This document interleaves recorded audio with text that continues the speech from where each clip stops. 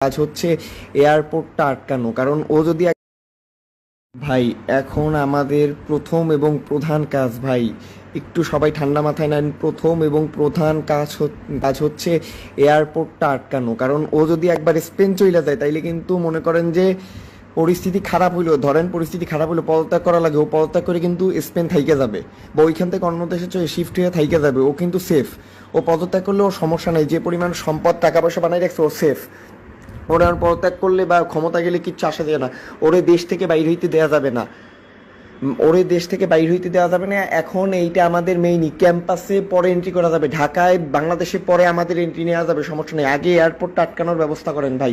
এইটা এখন সবচেয়ে বড় আমাদের কর্মসূচি হওয়া দরকার আমি মনে করি। যদি এয়ারপোর্ট থেকে কোনো রকম বাইরে যায় তাইলে কিন্তু মনে করেন যে শেষ না। আমাদের টার্গেট হচ্ছে ওরে দেশে বসে ওরে শাস্তি দিতে হবে। ওর শাস্তিও ও বাংলাদেশে নিয়ে যাবে। বাংলাদেশে যেমন শিক্ষার্থীরা রক্ত ছড়াইছে, বাংলাদেশের মানুষ যেমন দেশে শাস্তি পেয়েছে, ও ওর শাস্তি দেশে পাবে। ও যদি একবার এয়ারপোর্টে বের হয়ে যায় তাইলে কিন্তু মনে করেন যে ওরে যত শাস্তি দেন, পদত্যাগ করান, ক্ষমতা ছাড়ান, আমরা আমরা শিক্ষার্থী সমাজ, সাধারণ মানুষ কিন্তু মনে সেই শান্তিটা পাবে না।